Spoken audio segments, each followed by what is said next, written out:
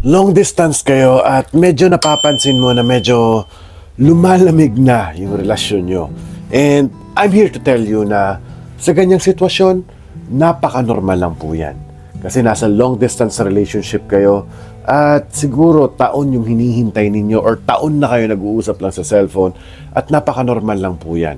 Kaya ngayong araw, i-share ko sa inyo yung mga sikreto at paraan para mapanatili nyo pa ang romansa sa long distance relationship ninyo. So kung bago ka pa lang dito sa aking channel, please do subscribe to my channel kung bago ka pa lang para dumami pa yung family natin. And also pag nagustuhan nyo itong video natin, please leave me a like and also do not forget to turn on your notification bell para maging updated ka sa mga in-upload nating videos every day. At sa kalagitnaan nga po ng video natin ay meron tayong tinatawag na shoutout section na kung saan ay babatiin natin ang ating mga mahal na subscribers na nagpapa-shoutout since last week. At yes, do follow my Instagram, personal Instagram account ko po para makita nyo yung personal na buhay ko. At yes, may mga gagawin pa tayo dyan sa mga susunod na araw dyan sa Instagram. Baka babatiin ko yung mga pangalan ninyo. And also may mga videos din tayong ina-upload dyan. And most especially, as I said nga sa umpisa, na para makita nyo yung personal life ko as an OFW dito sa bansang South Korea. So without no more further ado, let's go to our main topic for today. Ways para mapanatili ang romansa sa long distance relationship ninyo. Number one is all you have to do is listen to each other's voice daily. Yes, araw-araw. Araw-araw po yung usapan yan. Kahit medyo kakaunti lang, okay? Kakaunti lang yung kwentuhan ninyo as long as it's going to be consistent every day. Kahit konting minuto lang, kahit konting oras lang na usapan, pwede na yun. Kasi napaka-importante talaga ng boses na naririnig mo. Or let's say video call. Kasi modern na nga yung panahon natin ngayon.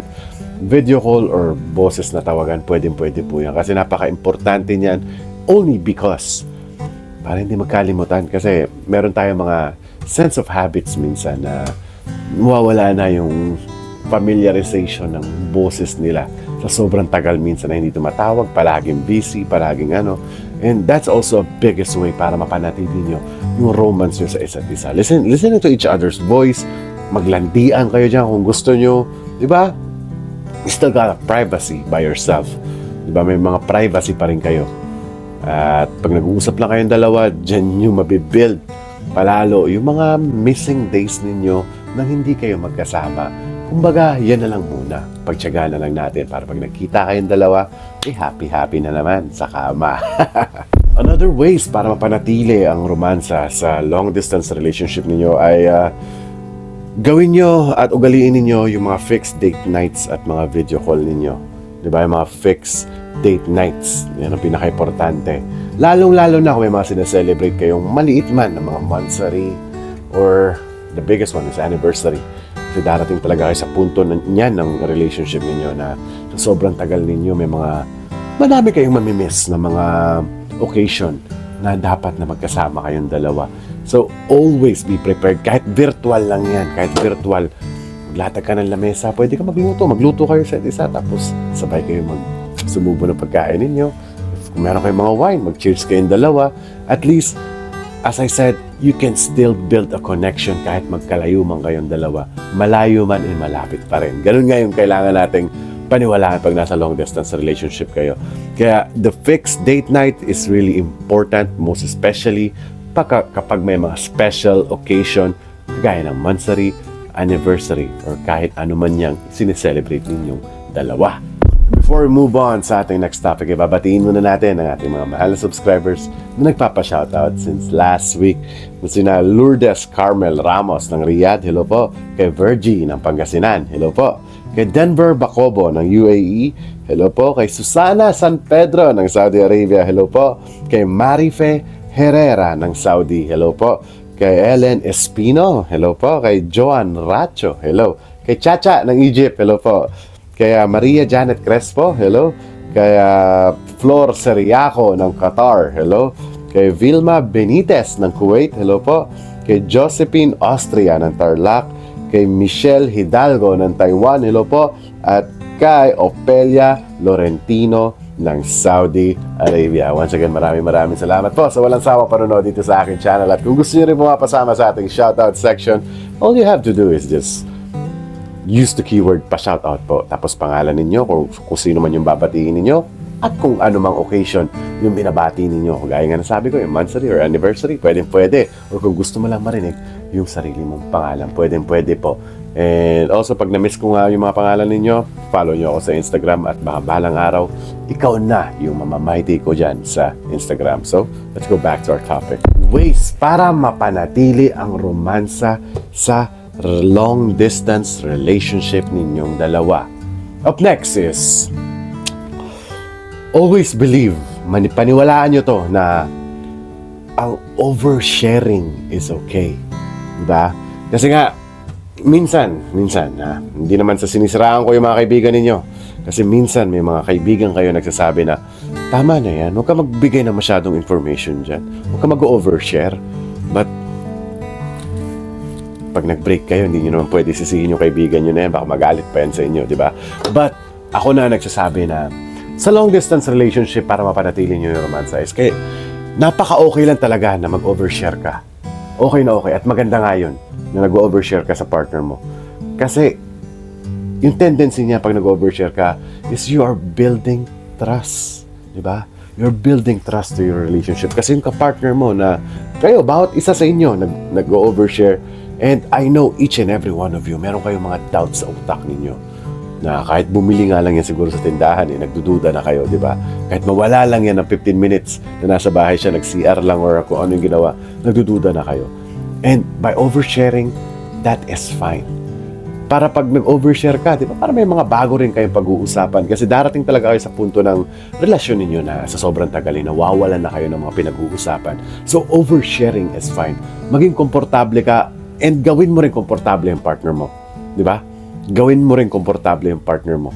Be comfortable sharing at gawin mo rin siyang komportable para maging komportable rin siya sa pag-share. Kahit gaano man kakomplikado yan, oversharing is really, really fine.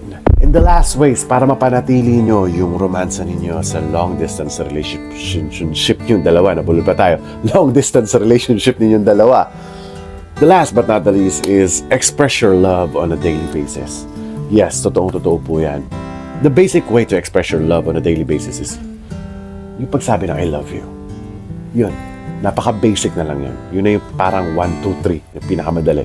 But meron din mga hard mode, yung mga mahirap gawin na always saying na mag-ingat ka ha.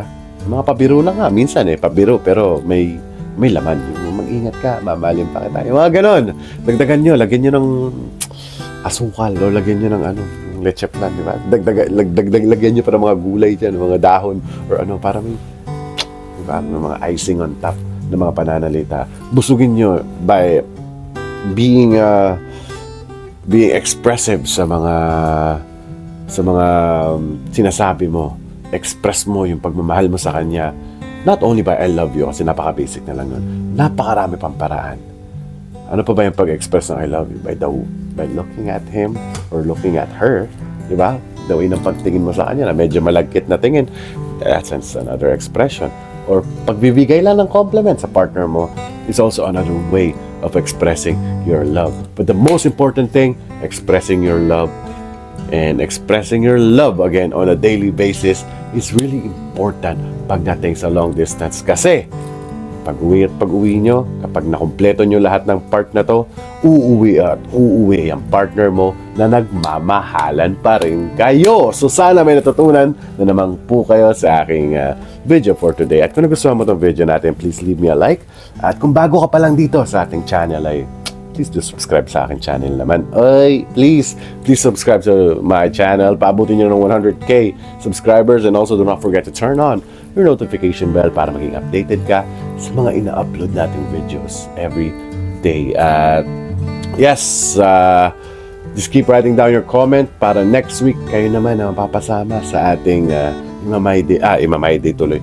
Yung isa-shoutout kita dito sa YouTube. At yes, do not forget to follow my Instagram account kasi balang araw baka ikaw na yung Imamay Day ko. Kaya yung competition sa pinakaunang Imamay Day ko, parang competition yung gagawin natin Kung sino yung may pinakamaraming comments. Ayun, Kung sino yung mga top 20 na may pinakamaraming comments. Kasi nakikita ko po yan kung sino yung may pinakamaraming comments sa aking YouTube Analytics. Nakikita ko po yung mga pangalan ninyo.